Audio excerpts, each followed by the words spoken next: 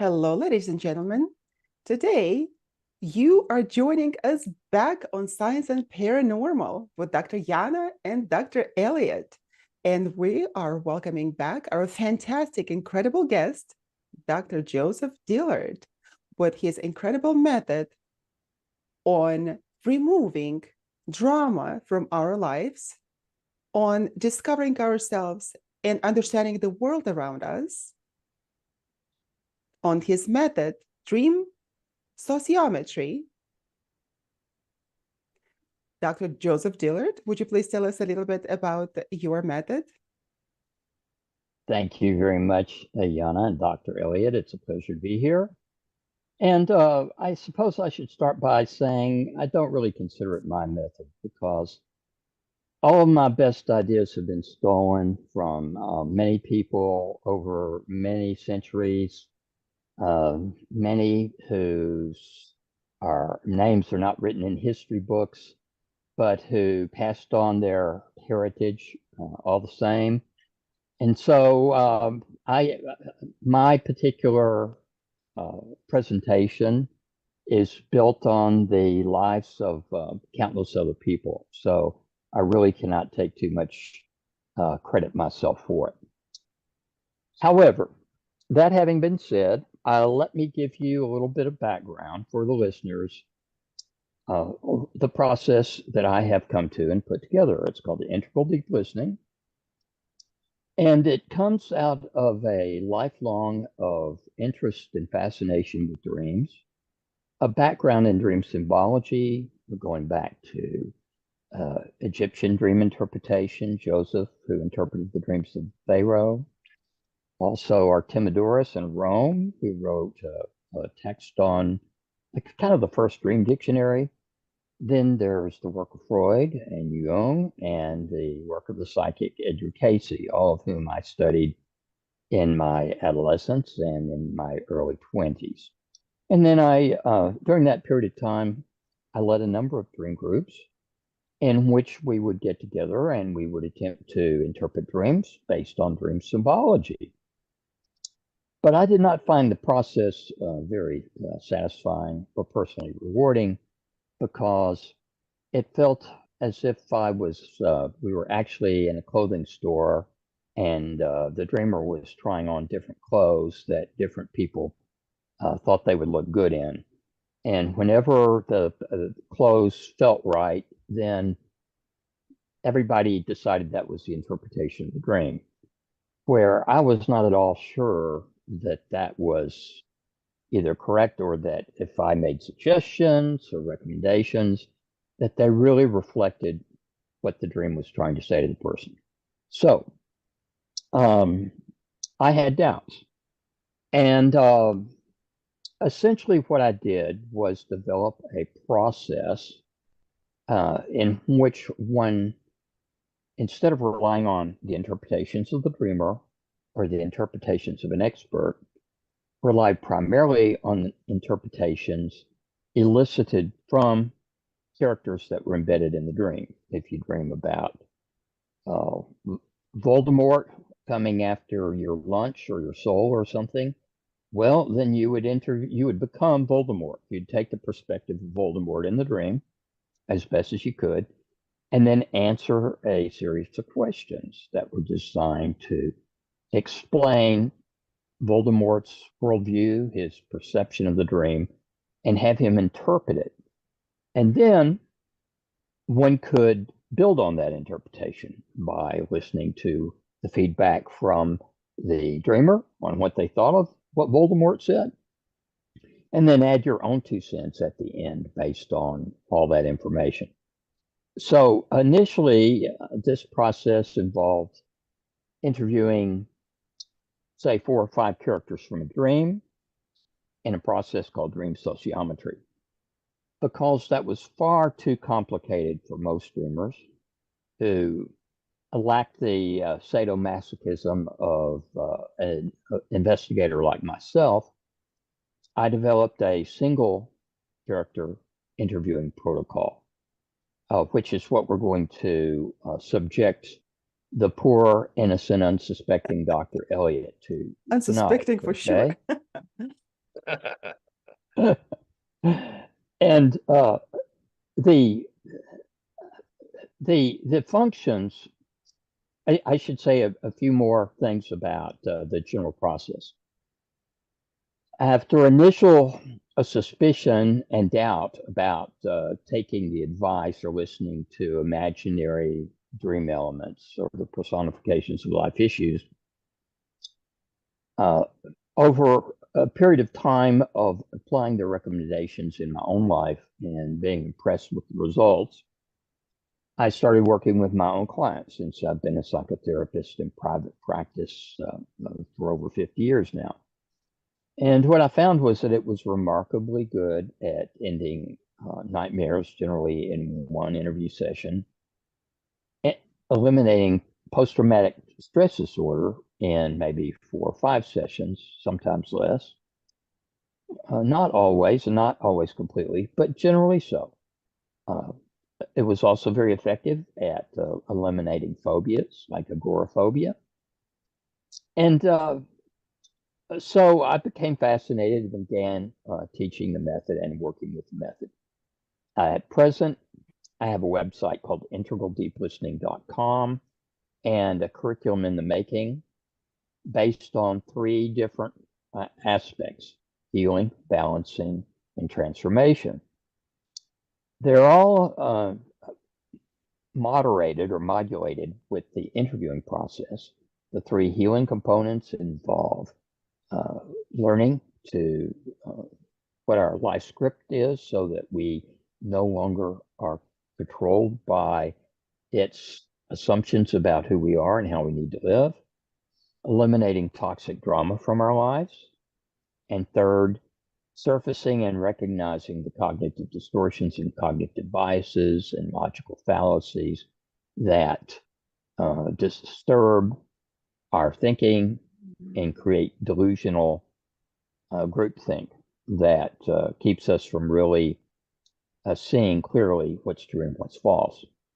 The 3 components of the balancing aspect have to do with goal setting, assertiveness, and problem solving.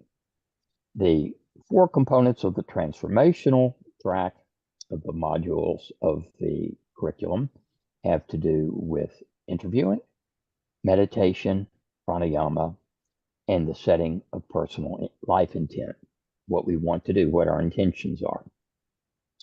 So in all of these processes of the certification process, which is either a coaching, practitioner, and then a trainer certification process, interviewing of ourselves, interviewing of others, interviewing of dreams, interviewing of life issues such as the knife from a stabbing pain in the back, for instance, or a pit from experiencing ourselves in a pit of despair, if we're really depressed, for instance.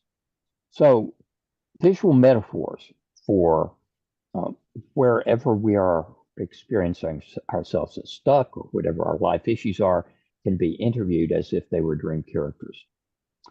So with that kind of a background, what I'd like to do is to start the process by asking Dr. Elliott to provide 3 life issues. 3 current life issues? Yeah, just whatever you find on your mind these days. Things you'd like to resolve, make your life smoother. Sure. Time management is one for sure. Financial freedom is another. And I would say, the third one is kind of more like prioritization of events in your life. So it kind of falls with time management as well. Those are probably my three biggest things that I would suggest right now. Okay, very good. Now, as an aside, the reason why I asked that question is because it's the way that we test the methodology. In other words, does this process support the resolution of these 3 life issues? One of them, or 2 of them, or 3 of them, in some way or another. If it does, then there's some legitimacy that one experiences from the methodology. If one doesn't get any information that's supportive of resolution of issues, then go somewhere else, do something else. Okay.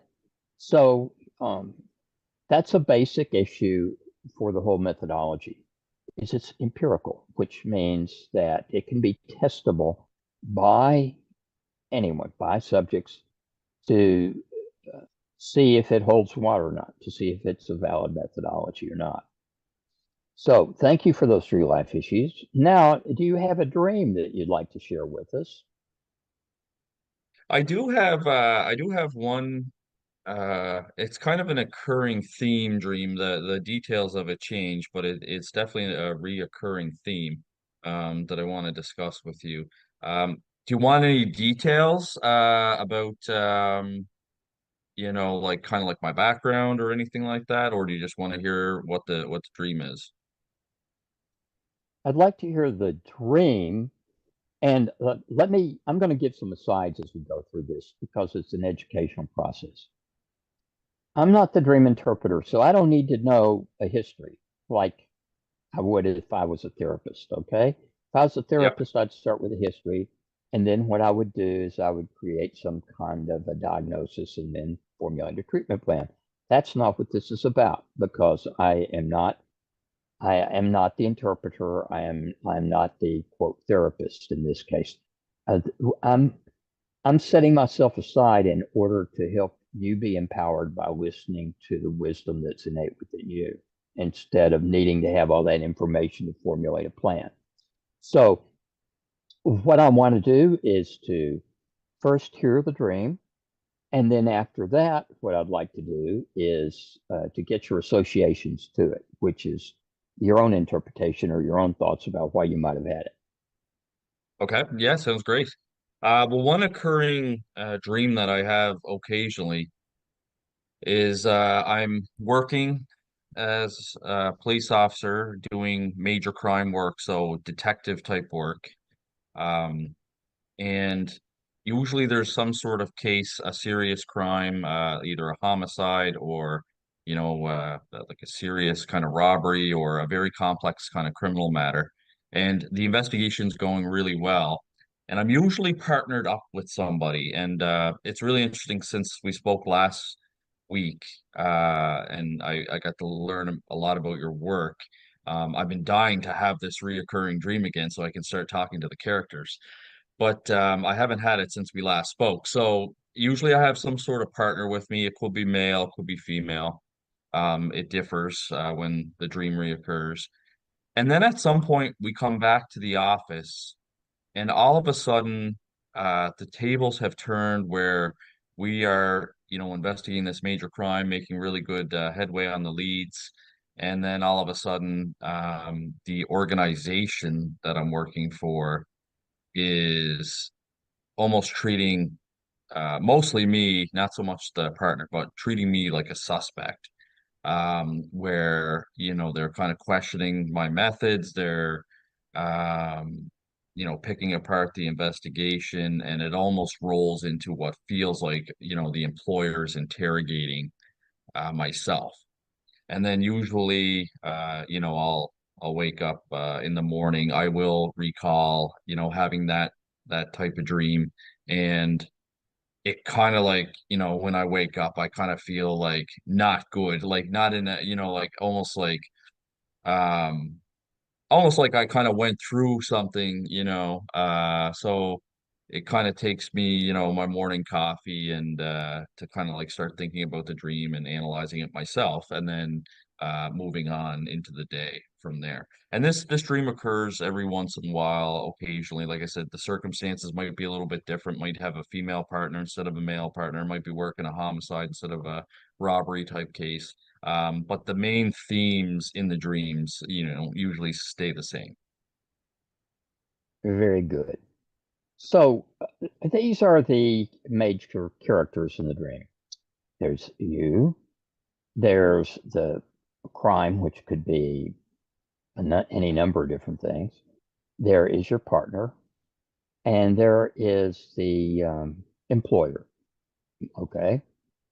And what the employer is doing to you. Now, of those characters, is there one that's most interesting to you or intriguing to you or that you're most curious about? Um, I would say it's the employer, and the employer is usually represented by a character in the dream. So it could be another, like a higher ranking officer or a supervisor. But also, I am curious about the partner as well because I don't recognize them as like it's not like somebody that I've actually worked with. It's somebody that's not Mhm. familiar to me as well. So I mean, certainly both those characters are of interest for sure. Very cool. Well, let's start by uh,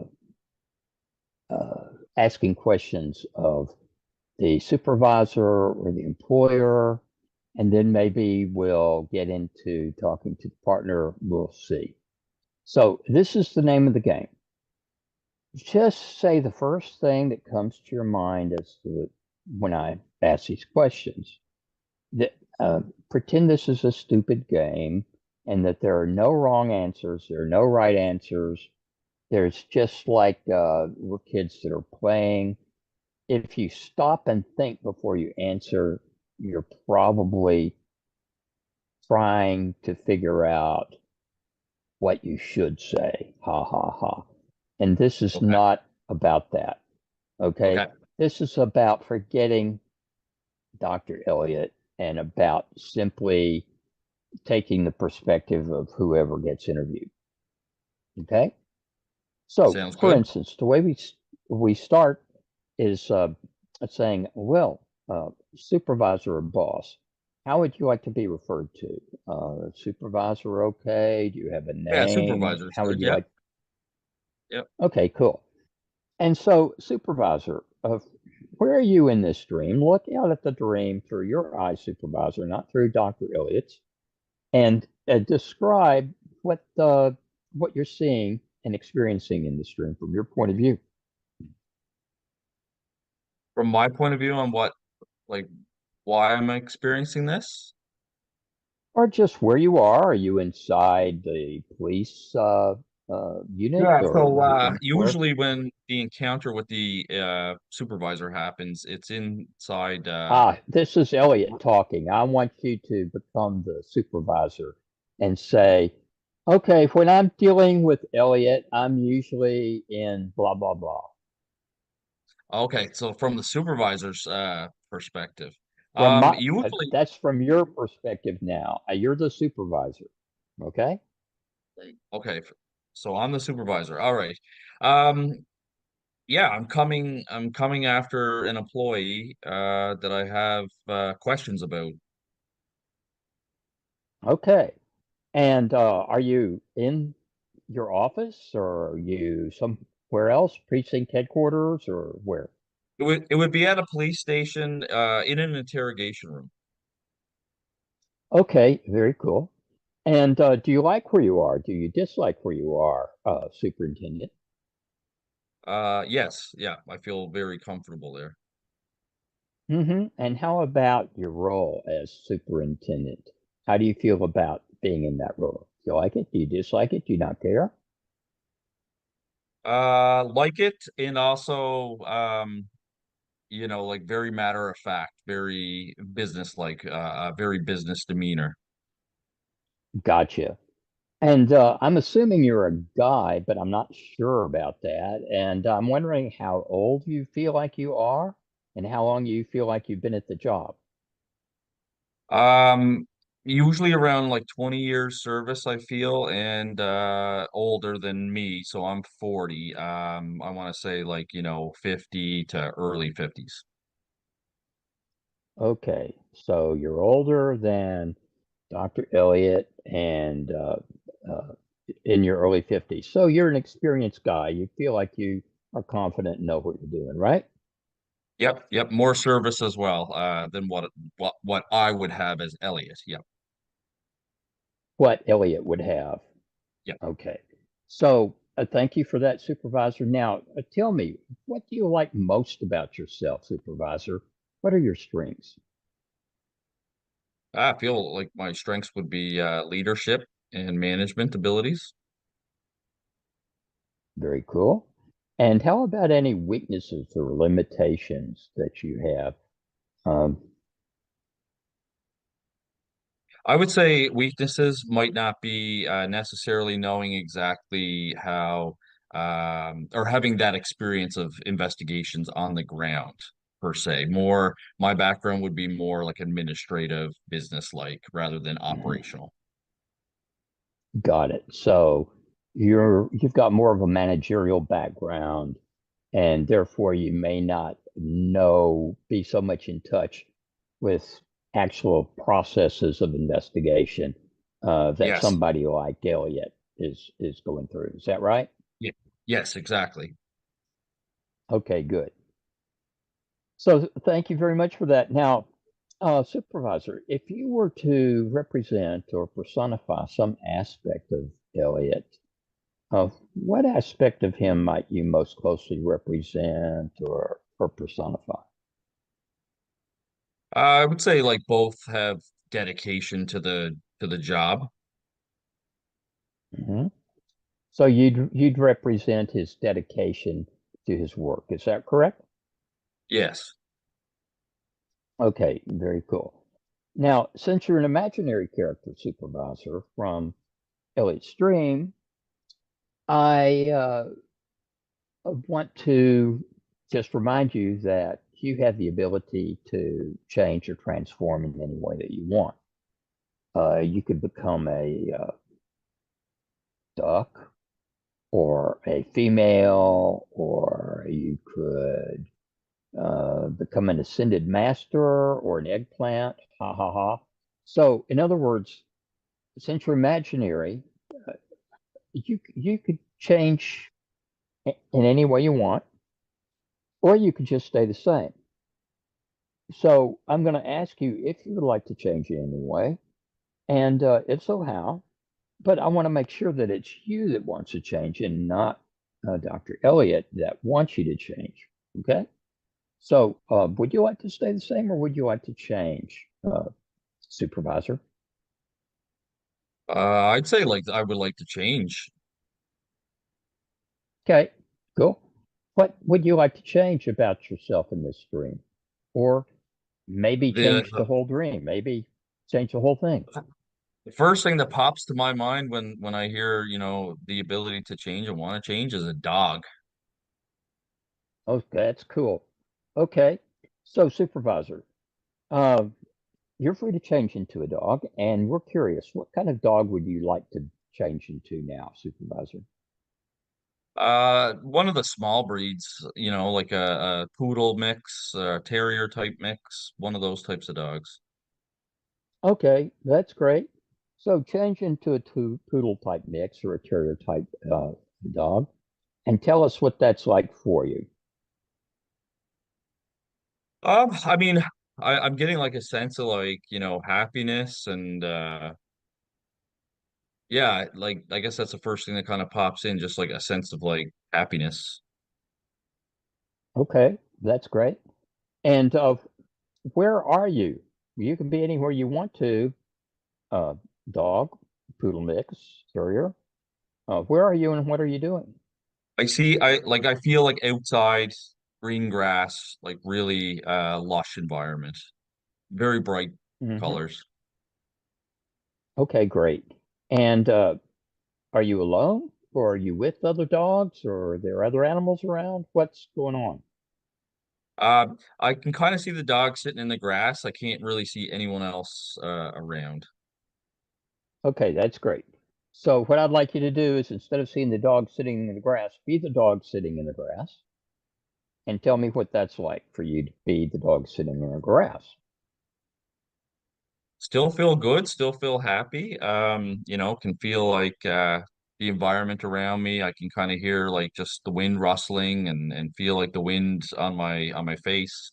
Um, yeah, maybe a little bit of background noise, but other than that, like it's fairly quiet. It's more the sounds of nature rather than the human interactions. Okay, very cool. So, dog, I'd like to ask you, how you would score yourself 0 to 10 in confidence. And a 0 would mean that you're a scared poodle mix or terrier.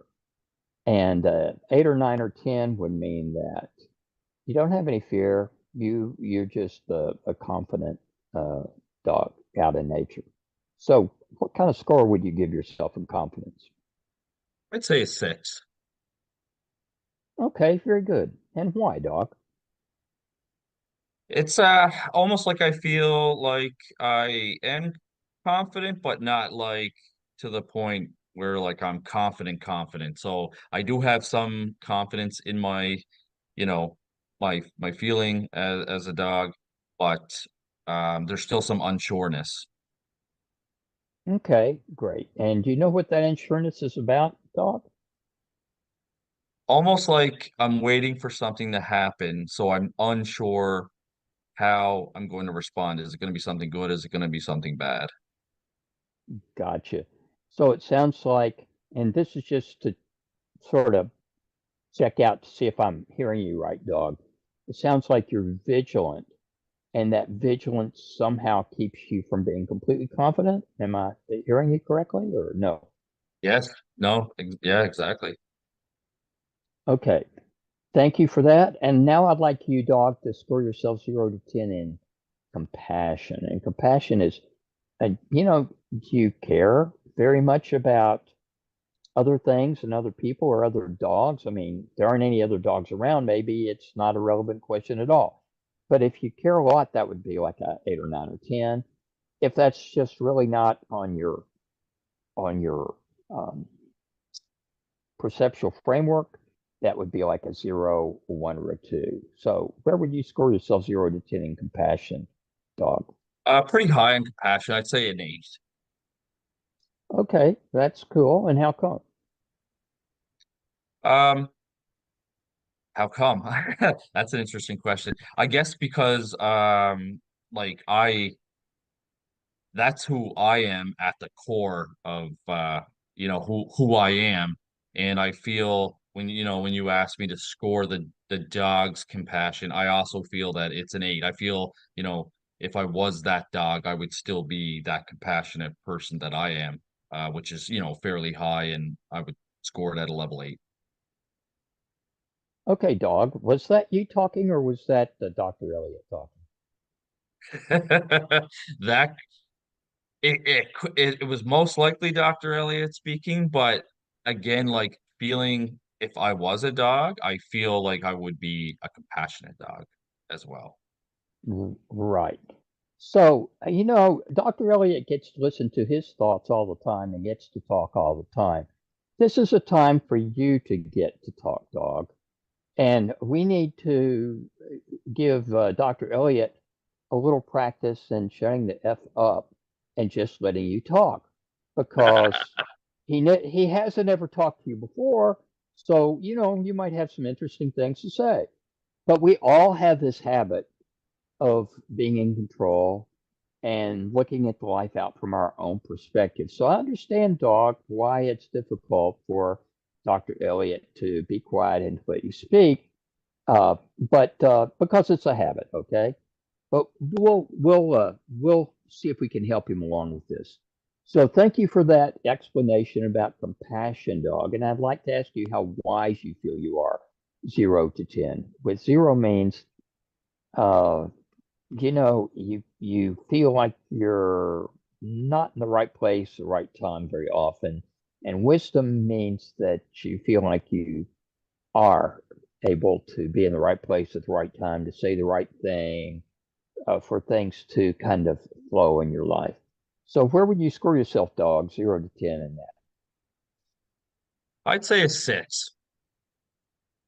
Okay, very cool. And how come, dog? I still feel that there would be, a lot more experiences to have, a lot more learning to have. Feel comfortable probably at a 6. Okay, okay, that's great. By the way, dog, high scores are not necessarily better. Uh, Low scores can be just as legitimate and as important as high scores. So the idea is not to kind of max out on the scores. So, in terms of acceptance of yourself, dog, and acceptance of others, nature, other dogs, whatever, how would you score yourself 0 to 10? I'd say an 8, high. Okay. And how come? Um, I I would be, like I just that's the first thing that popped into my mind is that I can relate to all those characteristics. So I feel that those characteristics match who I am as a dog. Very cool. Thank you so much for that. And how would you score yourself, dog, 0 to 10 in inner peace? And if you're a 0 or a 1, you're a stressed out dog. Okay. And if you're a 8 or 9 or 10, you're mellow, you feel integrated and generally hang out in the space of inner peace. I feel at a 5. Okay, that's great. And how come a 5 rather than a 3 or an 8 or whatever else?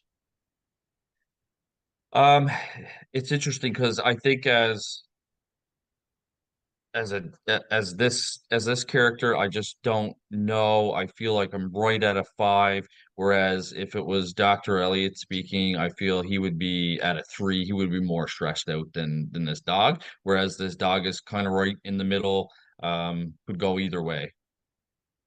I am right in the middle. I could go either way.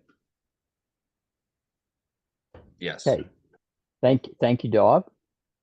And now, how about witnessing, dog? This is your ability to stand back and watch yourself go by, to be objective, to be mindful, to be observant.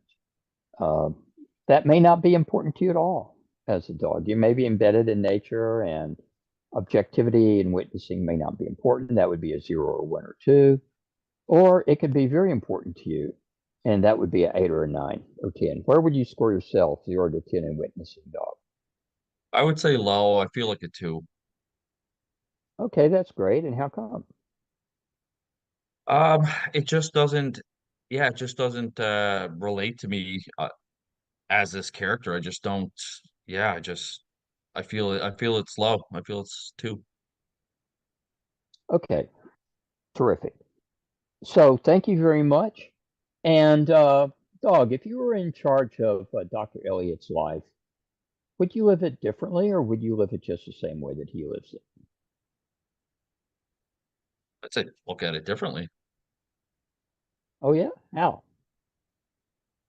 I just think it would be a totally different perspective than, looking at it as a dog. I just think um yeah, it would be I'd love to actually experience that for, a couple minutes to see what it is, but I just think it would be a totally different experience. Well, that's great. So I'd invite you to allow yourself to experience it for a couple of minutes here, see what it's like, and to tell me what it would be like to live Dr. Elliott's life as you, dog. I think it would be very chaotic compared to what uh, I am as a dog experiencing. I think it would be more stressful. hmm So you'd prefer to just stay a dog than to be Dr. Elliott, because if you lived his life, you'd have his responsibilities and his problems and his issues, yada, yada, yada. And therefore, that would be more difficult for you, right? Yeah, it seems like being the dog feels like you're on vacation rather than yeah, doing your daily Okay. grind. Yeah. Now, I got you. I got you. Thank you for that, dog. And so I'm wondering, dog, regarding uh, Dr. Elliott's 3 life issues, how you would handle them differently. I believe the first might have been what, time management? Yeah. Time management. Yeah. Yeah. That's a Yeah. good So if you were question. him living his life, how would you deal with that issue, dog? Honestly, nothing comes to mind for that. I am unsure and don't know for that one. Yeah, I mean, you're a dog. You probably don't have much of a conception of time. You probably don't do much in the way of managing time.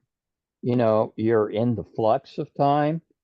And so maybe time manages you, ha ha ha, instead of you managing time. I mean, if I were a dog, I Very, suppose that'd be true for me. yes, very, very Okay, possible. And then that makes more sense that time would manage me rather than me manage time as a dog, yes. yeah, yeah. And then I'm wondering about Dr. Elliott's second life issue dog. That would be, I believe, had to do with priorities. Yes, yeah.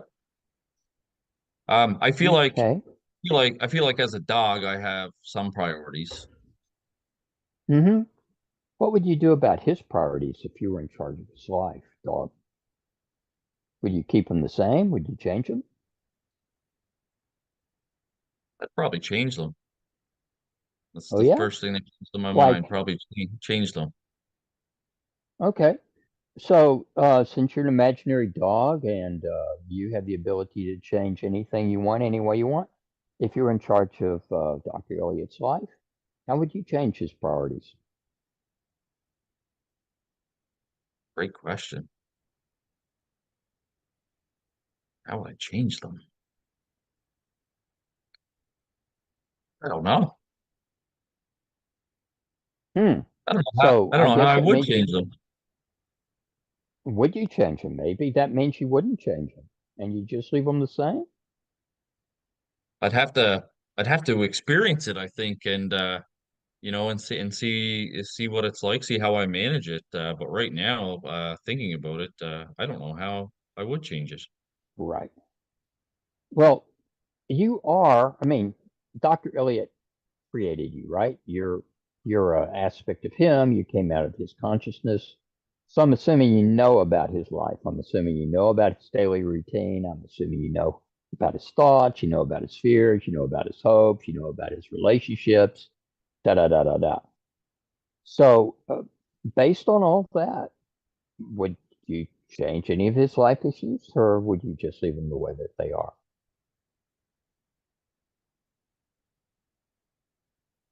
Geez, I almost feel like I'd probably leave them the way that they are. Okay, that's cool. So, dog, thank you very much for answering those questions. And what life issues would you focus on in terms of, like, you may have different life issues than Dr. Elliott since you're a dog. If you were in charge of his life, what would your life issues be?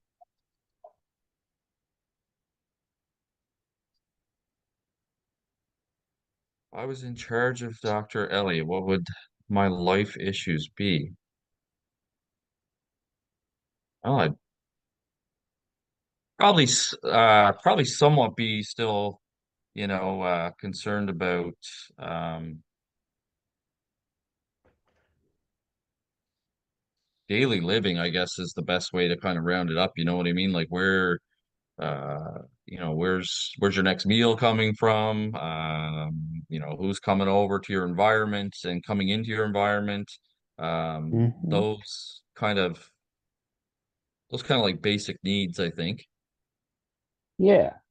Yeah. In other words, don't let me put words in your doggy mouth, dog, but it sounds to me like simplifying, just keeping things really grounded and simple, not over intellectualizing or over complicating things, just staying with the basics. That's kind of Yeah, what I'm yeah. hearing you say. Is that Yeah, okay? And which I find ironic because Dr. Elliot did not make a New Year's resolution, but one of the things that Dr. Elliot did say to himself is that this year he is just going to keep things simple and see where things go. okay, so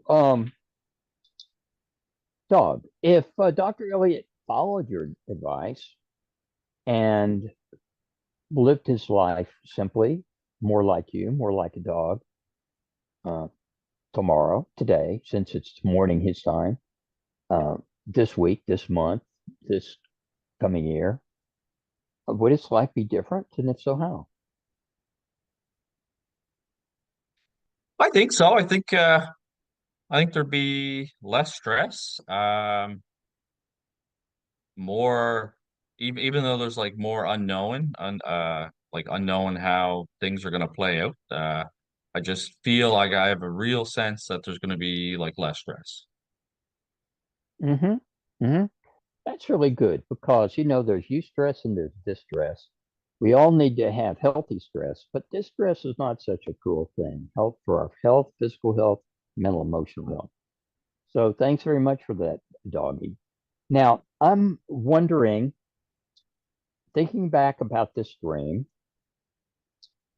if you have any thoughts about why Dr. Elliott may have had this dream about um, being on this case with different partners and then coming under a sense of suspicion from his supervisor. Do you have any thoughts about why Dr. Elliott might have had that dream?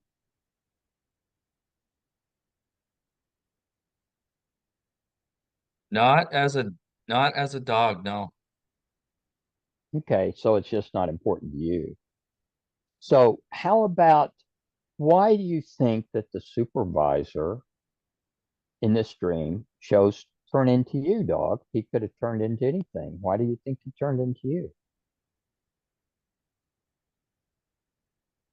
That's true.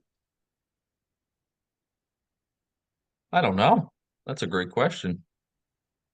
Mm-hmm. You're right. Mm-hmm. Could have turned into absolutely anything. And yet dog Right. was the strongest thing that came to mind. Mm-hmm. So, are you glad he turned into you, or do you not care? Does it matter to you at all, dog? I think the dog was better than the human supervisor. I think Yes, I, so I would say yes, I am happy about that. I think I am better than the human supervisor. Yes. Right, dog? Yes, Okay. I do. Mm-hmm. So, in what ways do you think you're better than the human supervisor, dog? Just curious. I think I'm friendlier and have more compassion and understanding. Mm-hmm. So, if this supervisor in the stream had your personality, your doggy characteristics, would the dream have been different? And if so, how? I think so, yeah. I think the dream will be a lot less distressing. Mm-hmm. Mm-hmm. How come? I think it provides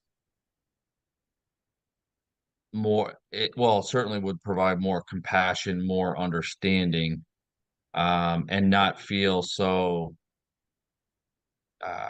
negative and like interrogating. I think that's Mm-hmm. that's the feeling that I'm getting. Okay, gotcha. Thank you very much for that, dog. Now, I appreciate your answering my some silly questions, dog. And now I have a couple of questions for Dr. Elliott. So, welcome back, Dr. Elliott. Thank Thanks. you. And now I would like to ask you what you've heard yourself say. That is, what you heard the supervisor and the dog say. Um, well, the one thing I can definitely relate to when you were asking the questions is about the kind of what my unofficial New Year's resolution was, is the fact that to kind of don't sweat the bigger things this year, let cards fall where they may, where they lie, and that by doing that, I feel like there would be a lot less stress and worrying. So I definitely related to that for sure.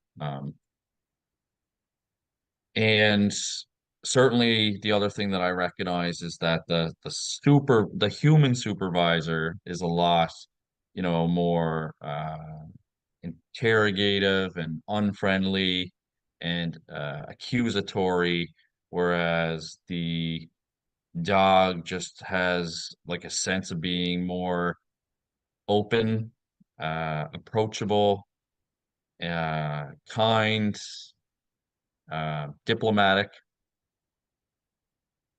Gotcha. So, when does that supervisor persona tend to show up in your life? And what kind of life situations are you likely to demonstrate the kinds of characteristics of that supervisor? Or maybe you don't. I don't know. Yeah, for the most part, it doesn't show up much in my current life, but would have shown up quite a bit in my previous working life. Hmm. Okay. Okay. Very cool. So, now that I've heard some of your thoughts about the dream, we've heard from the characters, the supervisor, and then what it transformed into the dog, and then we've heard from you. Now, this is the point after we've heard those interpretations that the interviewer, in this case me, can jump in with comments and thoughts about this. So, what I'm going to do is just give you some of what came up for me with this interview. Okay. It's not that it's true or it's right, it's just more grist for the mill. All right. Yeah, for sure. Okay. So, the first thing is that my general assumption about dreams is that while sometimes we can have very transpersonal dreams that are highly transformative, for the most part, dreams tend to be regressive. And what I mean by that is that they tend to put us back into emotional states and problem solving strategies that we're very comfortable with based on the family of origin and the scripting that we grew up around when we were a kid, or in previous life circumstances, previous marriages, previous jobs, things like that. So, your comment that uh, you were not feeling so much like the supervisor now, but you could see that previously in your life you were in situations where that came up. This reminded me of that concept that how our dreams tend to be regressive and put us back into situations and circumstances where we're basically re-experiencing stuff that we did before. And sadly, because a lot of what we experienced early wasn't authentic for us, it was about drama and it heightened stress levels. Okay. So this is an important concept because most people don't realize that when they dream that their bodies experience stress. And stress is Mm, not just a psychological thing, it's a physiological thing where powerful neurotransmitters are pumped out into the body, as we discussed last time. And these have an yes. impact on physical health. They also leave emotional residue when we wake up, whether we remember our dreams or not, which means that if you have a stressful dream, even if you don't remember it, you're more likely to wake up with that reinforced. Maybe a sense of being on edge, a little bit more vigilant, less at peace, more anxious, maybe a little more reactive to what things people say to you, blah, blah, blah, that kind of thing. So the Yes. point there is that the content of our dreams really does make a difference, whether we remember them or not. And part of what integral deep listening interviewing does is it surfaces this process so that we can look at it and we decide uh, what we want to do about it, number one. But number two, just the process of practicing deep listening in an integral sort of way helps to resolve it. In other words, in my experience, you're less likely to have this dream again as a result of just just becoming the supervisor or listening to how it wanted to change, listening to what the change is. And the reason why is because you're really being empathetic with the source of some major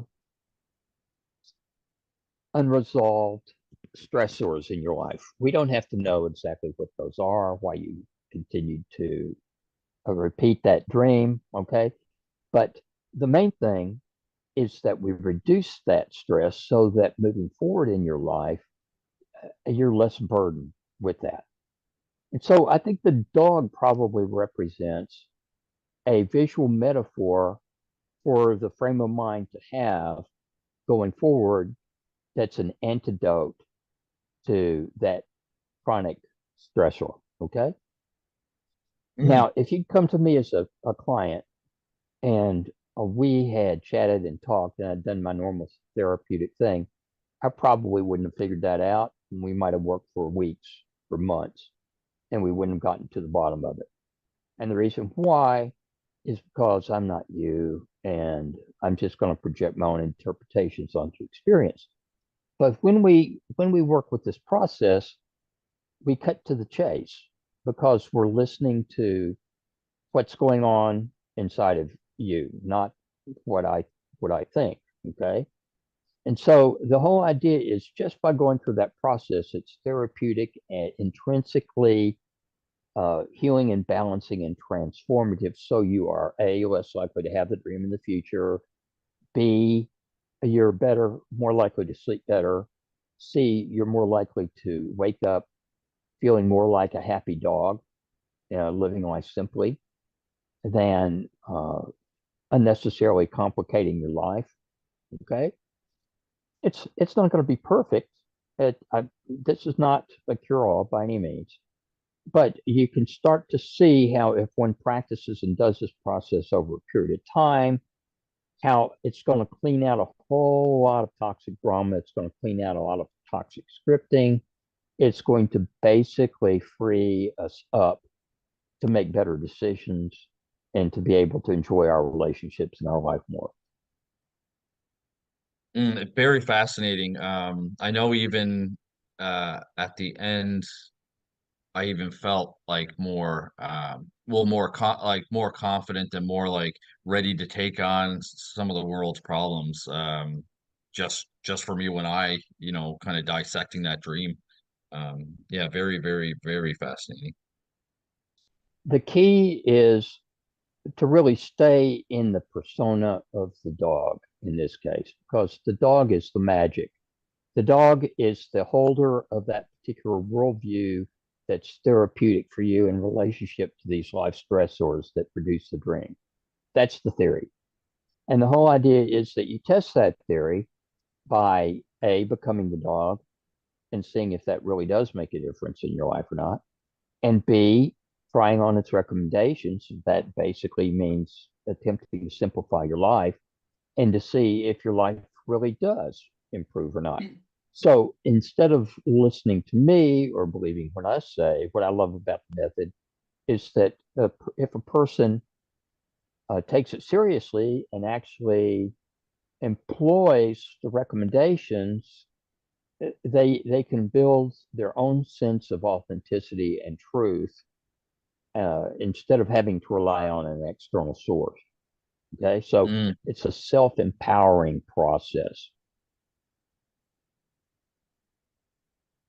Very, very interesting. It is a self-empowering process. And I remember myself having that interview. And to tell you the truth, I was even crying because of the things that I was finding about myself. And Dr. I Dillard, love to make people cry. you know what? Everybody leaves my office crying, which is a good thing. That's a good thing. That means that we're clearing what we need to clear and understand about ourselves and the world around us. And this was such a profoundly interesting experience. And I love learning about myself. And that was very instrumental. And I went deep into my own subconscious and I spoke to it in a conscious way without even putting myself under hypnosis, right? Normally that would probably happen. And that was in an awakened state. So that was really nice. I was able to deal with procrastination, time management as well. I'm still working on time management though. And also not to set so many walls around myself and let people in because I wasn't so easily trusting people, which is not a bad thing, but at the same time, it was affecting my life. But now it's much better, thanks to Dr. Dillard. We're all much more alike than we are different. We all have issues with organization and time management and self-esteem, confidence issues. Everybody's a lot more similar than we are different. And the issue is that the more we get out of our own way, the more time, energy, and awareness we have available to be of service to others, to listen to others respectfully, to reciprocate in our relationships rather than always trying to win or to be one up or to control, to be trustworthy, and also to empathize. This method teaches empathy by becoming the supervisor and then the dog. You're strengthening that empathy muscle. Okay. That's why I kept on harassing Dr. Elliott about who's talking. Okay. Because the way we're not used to this kind of deep empathy of really standing in the shoes of another perspective. And this methodology teaches that kind of deep empathy, which is fundamental to being a healthy human as opposed to a predatory animal. And I'm afraid that a lot of people in the world, for a lot of different reasons, are acting like predatory animals that are demonstrating no empathy whatsoever. So, but that can change. And this methodology, that's one of its purposes, is to teach these skills to people so they can teach them to their family members, their friends, their fiancés, whoever, so that they can build a support system. We call it their sangha, which is a Buddhist word that means spiritual community. Okay, so we're developing two sanghas: a external support community based on authenticity and intimacy as we share interviewing with them and get to know them as they really are, and they get to know us as we really are. And then we're building an internal sangha as we get to know the dogs in our life and learn to become them and internalize them and become more dog-like and may have them become parts of us that are real and authentic and enhance the quality of our life. So building both the internal, the microcosmic, and the external macrocosmic support communities are necessary. We need to do both. And this methodology is designed to do that. And not only that, to be more compassionate and empathetic to other people. I think this method also teaches us to be empathetic to ourselves and learn a lot about ourselves Absolutely. as well. And, certainly speaking for myself, I grew up being very self-critical. And it took me quite a while to outgrow that. Okay. But it could have been a lot faster if I'd known about this early on in my life. And that's one of the reasons why I want people to teach this to children, is because children can avoid a great deal of unnecessary drama and grief if they learn how to get in touch with their emerging potentials and also their own authentic life compass or sense of priorities that aren't due to the scripting, familial, socio-cultural scripting, but are authentic for who they need to grow into.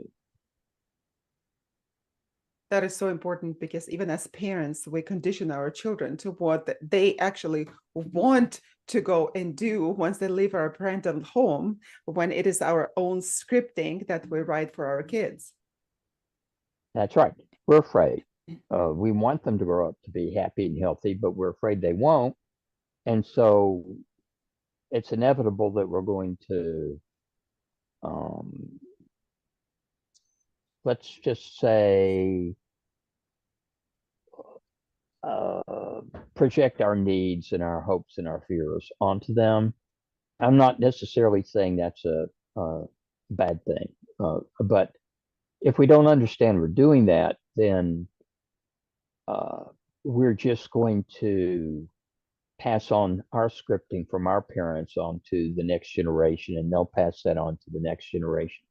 So how do we break that chain? Okay.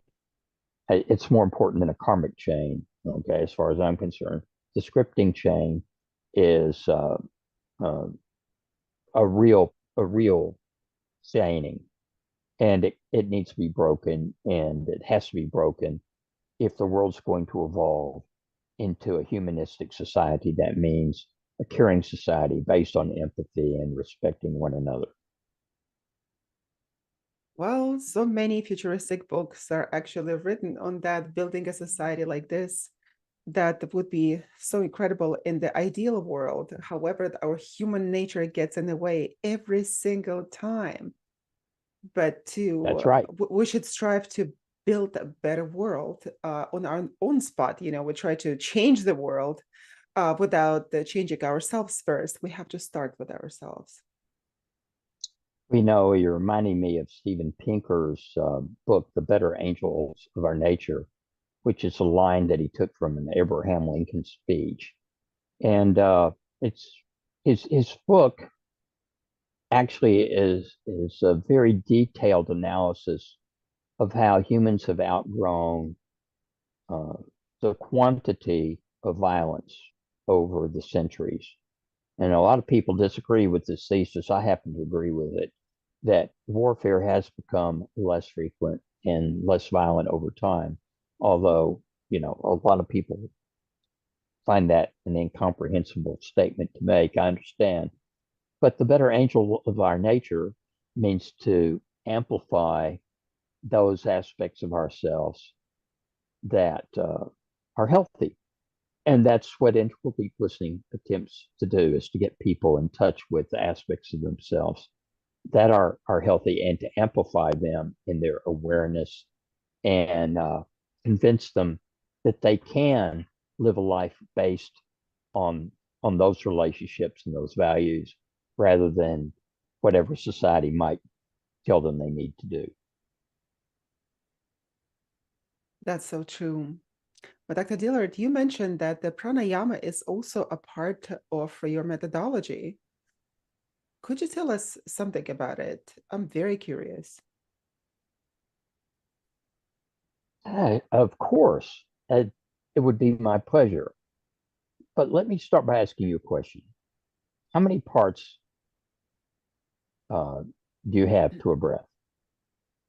When you breathe, how many parts are there? Inhale, exhale, and we don't think about it.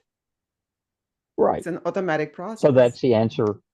That's the answer that I had for years, and what makes a lot of sense. There's two parts: inhalation and exhalation. There you go. Simple. All right. But think about this. When you're sleeping, all your breathing is automatic, done by the autonomic nervous system. In fact, when we're not thinking about our breathing, that's mostly what our breathing is. It's automatic. That means uh, it's diaphragmatic breathing. Your diaphragm goes down on inhalation, bringing air into the lungs, and then it goes up on exhalation to exhale air. That's how animals breathe. That's how we breathe when we're not thinking about it. It's automatic breathing. So that's one type of inhalation, but there's another type of inhalation. I just chose to inhale. Now, that's a lung inhalation. That's not a diaphragmatic inhalation. It's a conscious inhalation. It's two types of inhalation. Okay? Same thing with exhalation. We can not think about it, and our diaphragm can work, and we can automatically do diaphragmatic breathing, or we can choose consciously to exhale. So, guess what? Now, instead of two parts of our breath, we've got four parts. We've got a diaphragmatic inhalation, and we've got a chest inhalation. We've got a chest exhalation, and we have a diaphragmatic exhalation, right? But that's not all. If you really stop and look at it, after you inhale with the complete inhalation, diaphragmatic, and then chest, there's a pause, just like you've climbed a mountain and you're stopping and surveying the horizon and the sunset, whatever, before you descend.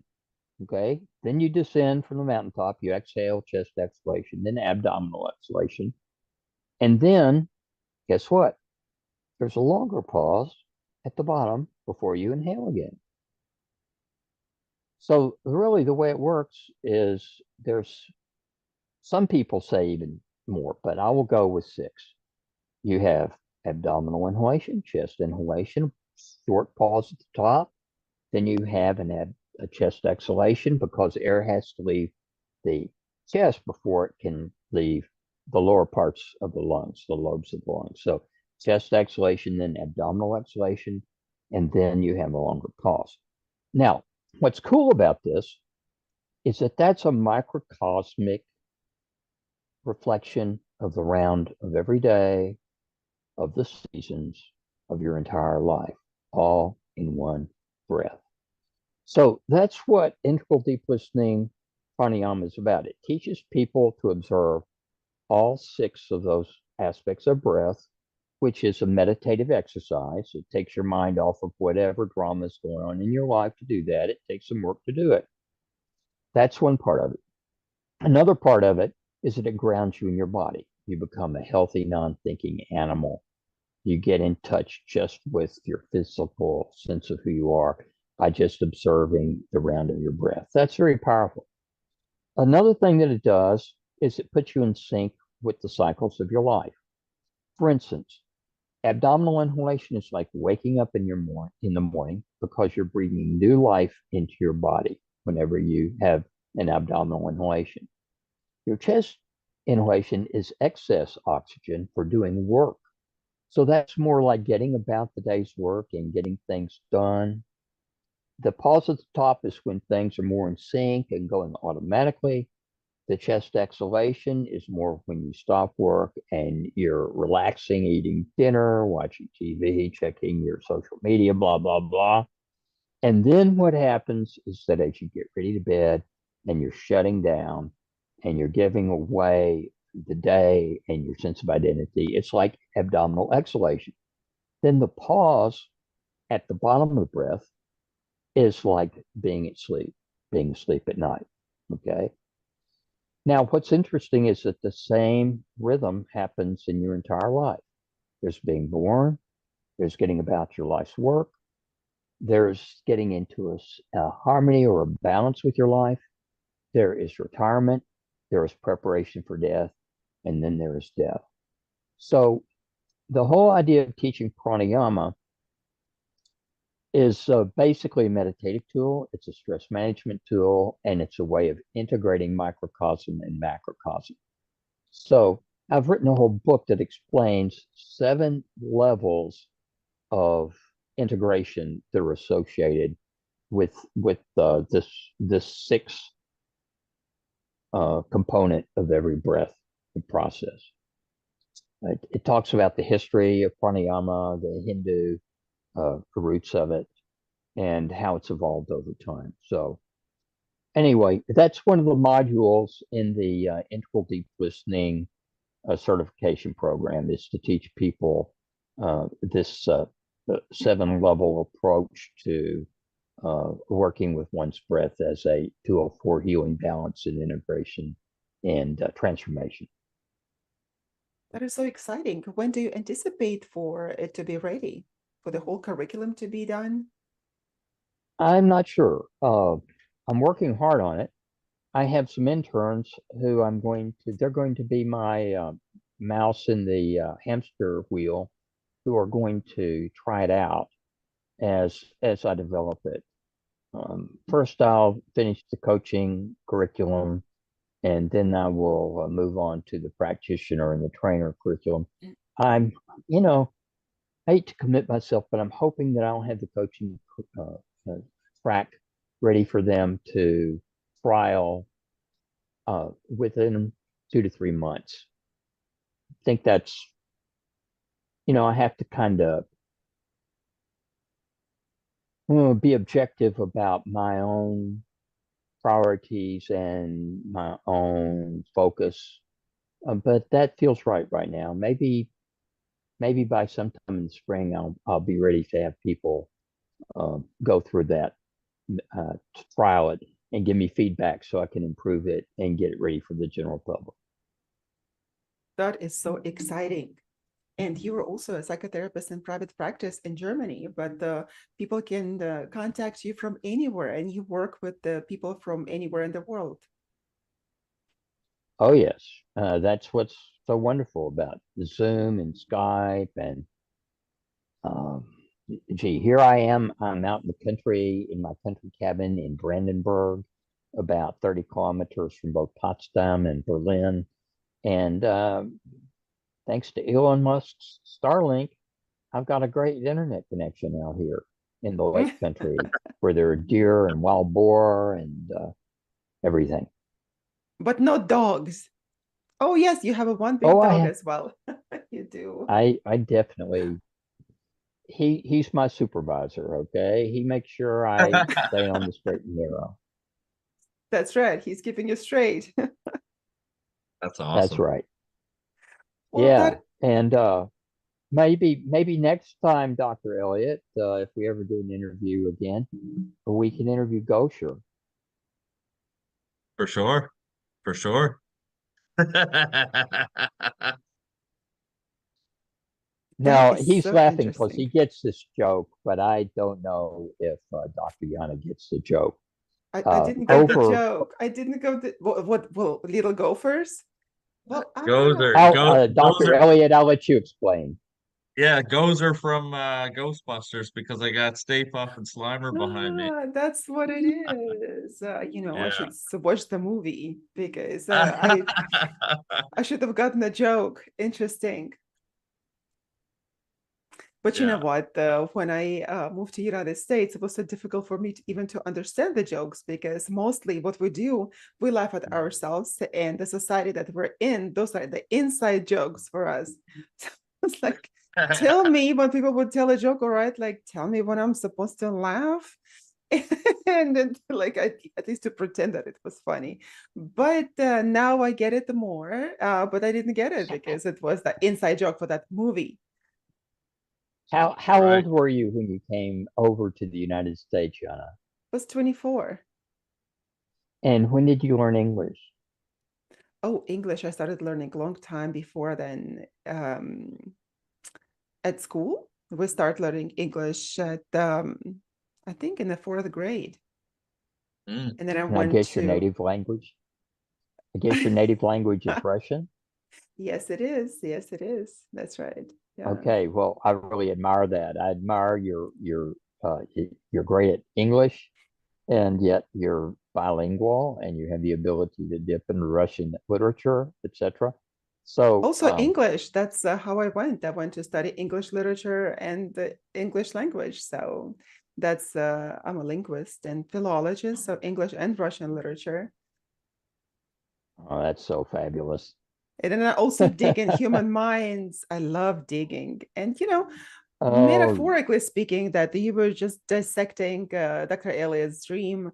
And to me, it is a very interesting narrative because that's what the literature is all about. You tell the story, and our subconscious is telling the story to us about us, and mhm, we just need to listen to it mhm, mhm, mhm. in a symbolic And language. here, poor Dr. Elliott thought that he was free of his years of work as in the police department. And then what happens? He goes to sleep and he goes right back into that reality, but he's not getting paid for it. Now, No. what a terrible thing.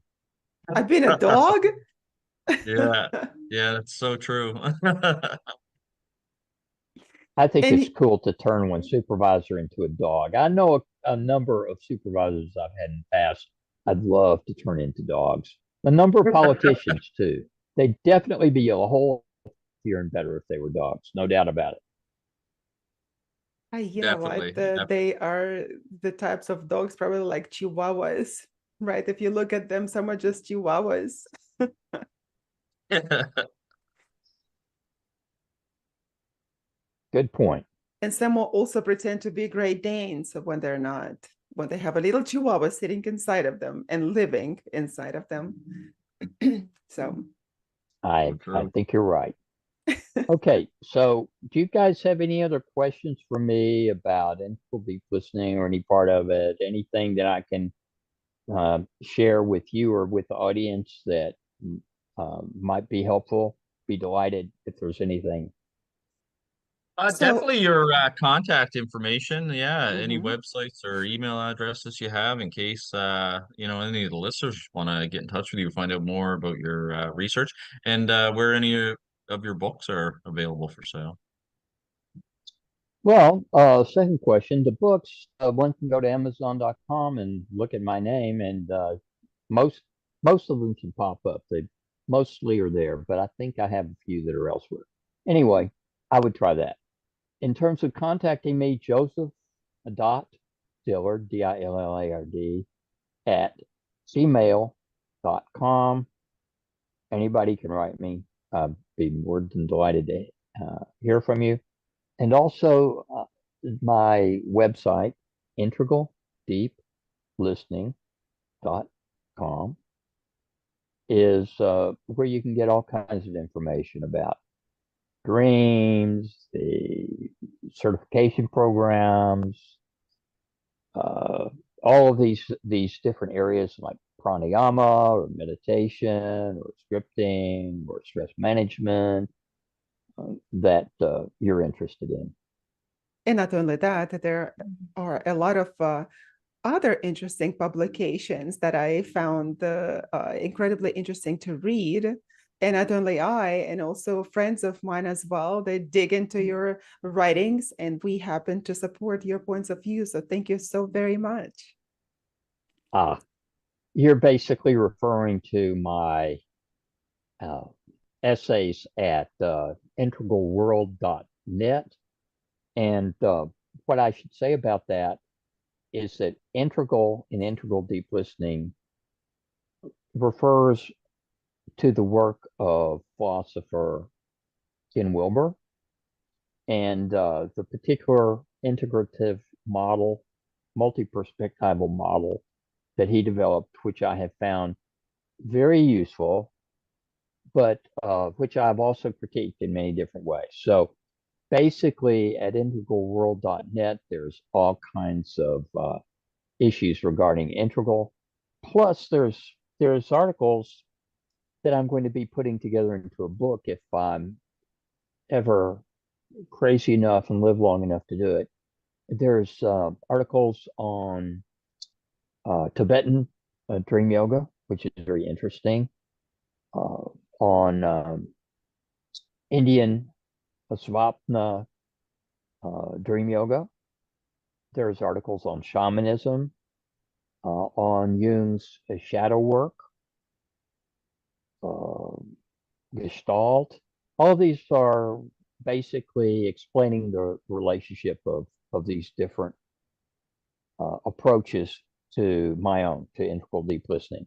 So it's kind of a comparison contrast sort of approach. So those articles, those essays can be found at integralworld.net. Well, since you mentioned that, then now we're going to dare you to publish it, put it all together and publish it for us. Uh, first, we need to make a double of me. We need to figure out how to clone another of me because I've got so many projects in the hopper. I'd love to get that one done, but I've I've got to get this old horse in gear, this old mule in gear, and get cracking and get this curriculum project finished. I've got a great team.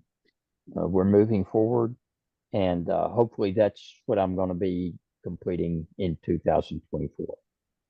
That is fantastic. And you have the entire zoo there, as I can see, and the mules and the dogs and everything. Deer. So, well, that was Absolutely. fantastic. We learned so much about Dr. Elliott today, right? We dove Yes. into his subconscious mind, and we learned that subconsciously he just want to be a dog sitting on the green lawn doing nothing. Just being patted all Well, day on the you know, heels. I just have to say that one of the things about this interviewing process is that if you do it with somebody, and particularly if you exchange interviews, for instance, I have Dr. Elliott interview me, the result is the development of a degree of authenticity and intimacy in a relationship that is rare. In other words, I know Dr. Elliott now in certain kinds of intimate and deep ways that probably a lot of people don't see or get to know about him. Okay. So Mm. what he has shared with me is very precious. It's Now the whole world is kind gonna of know like now. it's a gift, okay? And it's a very sacred sort of a sharing as far as I'm concerned. And so I'm just saying, whenever one learns this and then shares it with somebody else, and they interview you and you interview them, it breaks beneath the drama and the scripting, and it gets people much more in touch with each other. I've worked with couples, um, and it's amazing the way uh, one can break through conflicts in relationships. People start to understand why they have communication problems, what they think they're saying to the other person versus what the other person is hearing, for instance. Their own blocks that they did not recognize before that now they can see clearly, things like that. Uh, so that's another application that I found very useful with the process. That's it, Dr. Yes. Elliott. You are absolutely now famous to the entire world. The entire world can just dive into your subconscious mind. Now that's it. Your quiet life is over. Now we're all going to know so much about you. Excellent. Well, it was such an interesting experience. And thank you so much, Dr. Dillard, for joining us today. I know that you have so much going on, and you carved out this time to be with us today and do the dream dissection of Dr. Elliott's. So Yeah. Yeah. we're Thank deeply you very grateful much. to you. Yeah, it was very, very fascinating. I enjoyed both of our conversations that we've had, and yeah, I'll definitely continue to follow your work. And we hope to see And you in again. terms of the and in terms of the paranormal, and science, I would say that any method that's empirical, that means that you can test in your life, is scientific. And that's what integral deep listening attempts to be.